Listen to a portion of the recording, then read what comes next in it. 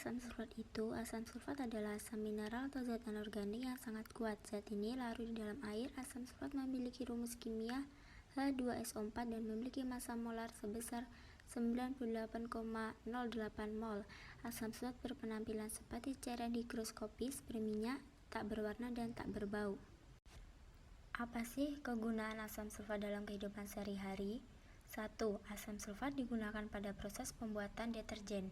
2. Pada bidang industri, asam sulfat digunakan sebagai larutan elektrolit dalam pembuatan baterai. 3. Asam sulfat digunakan untuk membuat pupuk. 4. Asam sulfat digunakan sebagai bahan kimia pada proses water treatment untuk pengaturan keasaman. Proses pembuatan asam sulfat. Proses pembuatan asam sulfat ada dua cara, yaitu 1. Proses kamar timbal adalah metode yang lebih tua. 2. Proses kontak adalah metode modern. Jadi, perbedaan utama antara proses kamar timbal dan proses kontak adalah proses kamar timbal menggunakan gas nitrogen oksida sebagai katalis, sedangkan proses kontak menggunakan vanadium pentoksida. Pabrik asam sulfat di Indonesia. 1. PT Petrokimia Gresik. 2. PT Pupuk Sriwijaya atau Pusri Palembang. 3. PT Pupuk Ujang Cikampek atau Jabar.